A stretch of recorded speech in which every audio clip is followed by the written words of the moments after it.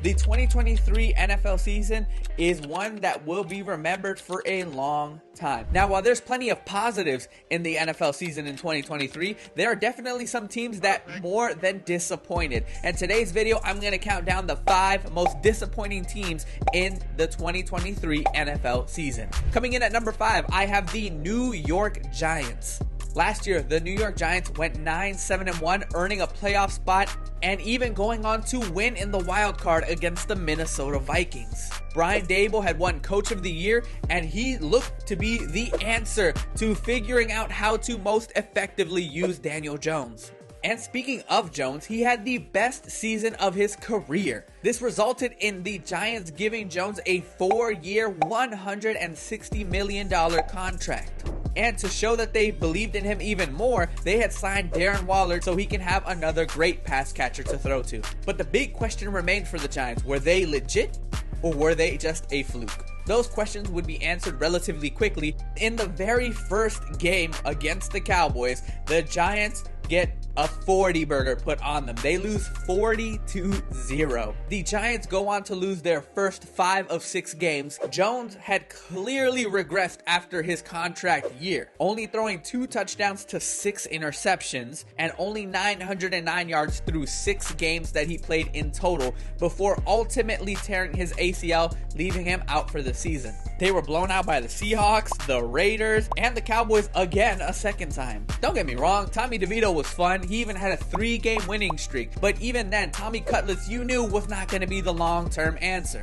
Despite only starting in 6 games, DeVito was sacked 36 times. That is an average of 6 sacks per start. Now, with this abysmal season coming to an end, Jones's contract remains a dark cloud over the Giants franchise. We'll see if things turn around. One thing Jones had going for him was his mobility, but now that that has been compromised with the torn ACL, I don't know what more Daniel Jones would be able to do, especially with that offensive line. That might as well be a revolving door. We're going to go ahead and stick with the New York theme, or I guess New Jersey theme, and coming in at number 4, we have the New York Jets. What is one thing that everyone kept saying about the Jets last year? They were one competent quarterback away from being Super Bowl contenders because that defense was elite. Not only did they fix the issue at quarterback, they got themselves a superstar in Aaron Rodgers. However, we all know how the Aaron Rodgers experiment went. 4 plays into the first drive of the first game in the first quarter, the Jets had to turn back to Zach Wilson. Now, I will admit, Wilson actually played a little bit better than he did last year, but that's still not saying much. It is below average to average at best. When it was all said and done, the Jets were eliminated by week 15. The only reason the Jets are only at number 4 was, one, I try not to factor injuries in too harshly because injuries do happen, and especially if it's to your superstar quarterback, I'm going to take that into consideration. Still, you can't ignore the fact that they were at one point Super Bowl contenders. The Jets have now missed the playoffs for 13 straight seasons. What's another season? We'll wait for Aaron Rodgers to come back, and maybe the Jets can finally put the pieces all together and make that run that we all expected them to have this year. Coming in at number 3, we have my team, the Cincinnati Bengals. Now, the reason that they're ranked above the Jets is that last year and the year prior, they have at least made it to the AFC Championship game. Obviously, they made it to the Super Bowl 2 years ago. Coming into week 1, they had the 5th best odds, which could have been higher had Joe Burrow not missed any training camp. They had a rough start to the season, losing 3 of their first 4 games, which included 2 in the division. Things got back on track as Burrow healed from the calf, which resulted in the Bengals bouncing back, winning 4 straight games. Unfortunately, against the divisional rival Ravens, Burrow goes down with a ligament tear in his wrist, and he is done for the year. In came Jake Browning. Browning proved to be more than just a serviceable backup. At 8-6, it seemed like the Bengals were destined to make a playoff push, but Browning would come back down to earth in a loss against the Steelers. The following week, the Bengals would be eliminated by the Kansas City Chiefs. Again, they may have been higher on this list had it not been for really it being an injury that threw off the Bengals' playoff push. And don't get it twisted, it's not just Burrow. Higgins was hurt throughout the entire season. Chase dealt with some injuries. Rising star Cam Taylor-Britt on defense also injured. And don't get me started on how the Bengals played against the run once DJ Reader went down. I'm confident that the Bengals will bounce back. Burrow should be back healthy, and maybe finally in his 4-year career can finally get a decent training camp going.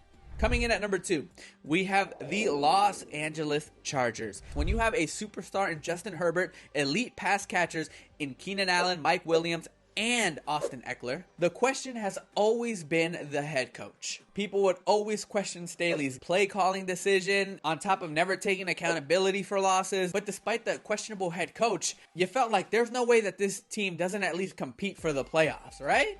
They would go on to lose 4 of their first 6 games. In a multiple touchdown loss to the Broncos, the Chargers lost Herbert for the season, ending what was arguably the toughest season of his career thus far, and the Chargers dropped to 5-8. At this point, it's almost feeling like a matter of when. When is Brandon Staley going to get fired?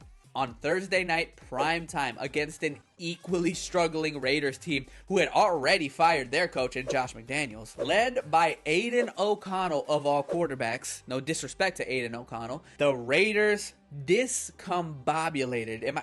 Do you hear that word that I'm saying? Discombobulated the Chargers 63-21. Following this catastrophic loss, the Chargers fired Brandon Staley and officially were eliminated from the playoffs.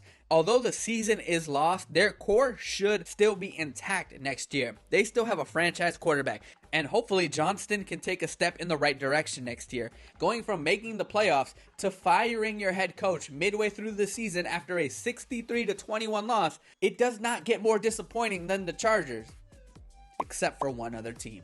Honestly, this might catch you guys a little bit off guard as to who I have number 1. But at the end of the day, I made my criteria about what you did the previous year, what you're projected to do this year, and what is expected of you following this season.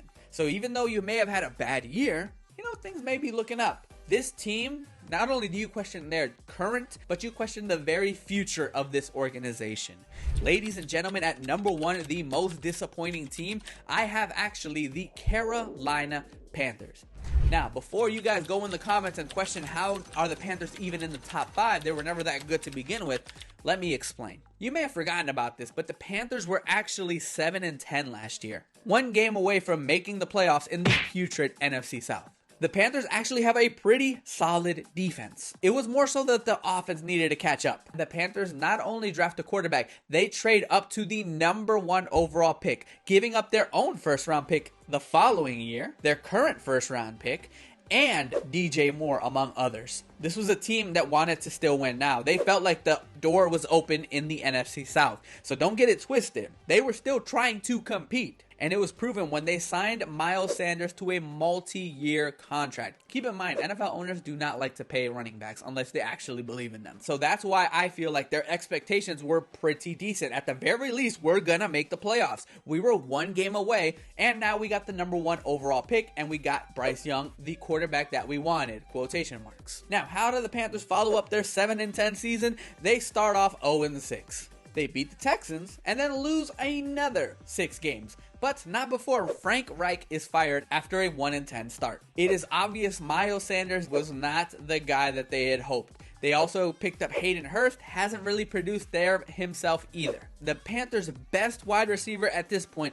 was an aging Adam Thielen, who will be 34 next year. The defense, that was a top 10 unit last year, fell all the way down to 29th. There has been few and far between bright spots, but there are some there. But nothing yet to justify the number 1 overall pick, not to mention to justify drafting Young over CJ Stroud. But you know what? Maybe they can look to the draft. Maybe they can look to see who they can get, and they traded away their first round pick.